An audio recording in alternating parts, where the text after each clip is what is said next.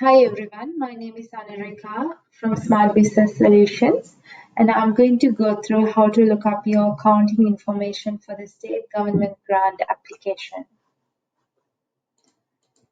These are my contact details. If following this video you are struggling with anything we have gone through, please feel free to get in contact.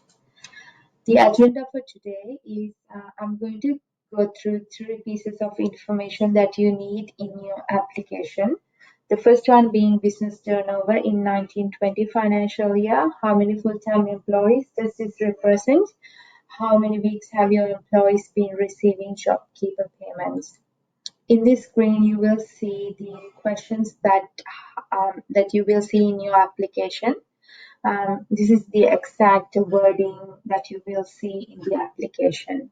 And now I'm going to jump into Xero and show you how you can access this information. So to get the first information, which is the business turnover in 1920 financial year, so you go to accounting and then you go to reports. And under financial, you will find the profit and loss report. Under date range, you can select the period that you would want. And in this case, it would be the last financial year, which is from 1st of July 19 to 30th of June 2020. And then you update. So this report will show you all the income and expenses relevant for this financial year.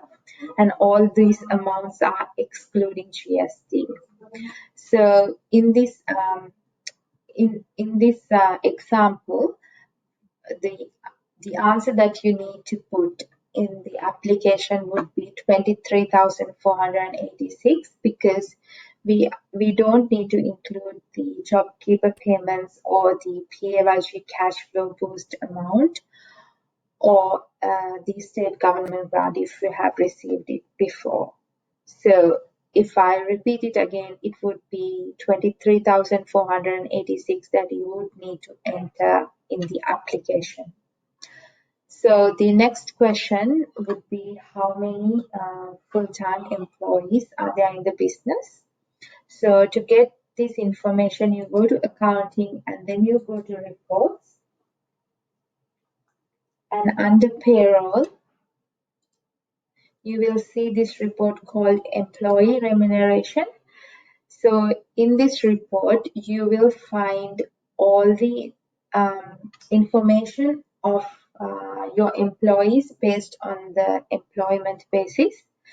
So you would select employees as all and then the employment status as active because you would need the information of the active employees, not the ones that you have terminated or have been terminated.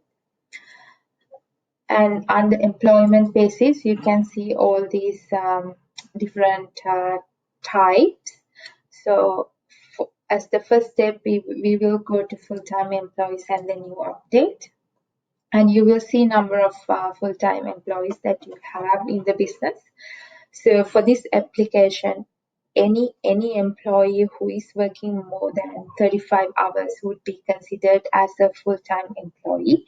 So in this case, we have got 4 full-time employees. And then you click on the part-time employment.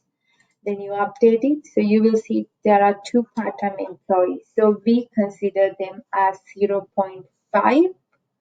So in this case, we will consider these 2 employees as 1. So it will be 0.5 plus 0.5. So far we have got 4 full-time employees plus 2 part-time employees. So the total that has to be included in the application would be 5. Just one thing to note, if you have any casual employees and if they are working more than 35 hours, we would consider them as full-time employees, and if their number of hours are less than 35, they would be considered as part-time employment. And then the last piece of information that they ask is the how many weeks have your employees been receiving JobKeeper payments? So the answer for this question is based on the number of JobKeeper payments that you have received so far. So as you all know, or as you are aware, so you get the JobKeeper payments every month. So at one payment, you receive JobKeeper for 2 fortnights. So to get the answer for this question, if you count the number of JobKeeper payments that you have received so far, let's say as an example, you have received 3 JobKeeper payments from ATO. That would mean it is for 6 fortnights. But in this question, as you will see, they are asking the number of weeks. So you would need to um, calculate the number of weeks based on the fortnight. So if you have received it for 6 fortnights, that would mean 12 weeks. So the answer for that question would be 12 weeks. I hope it helps. And if you have any questions regarding these questions, or if you need any assistance with the state revenue grant application, please feel free to contact us via the given contact number, or you can always email us. Thank you.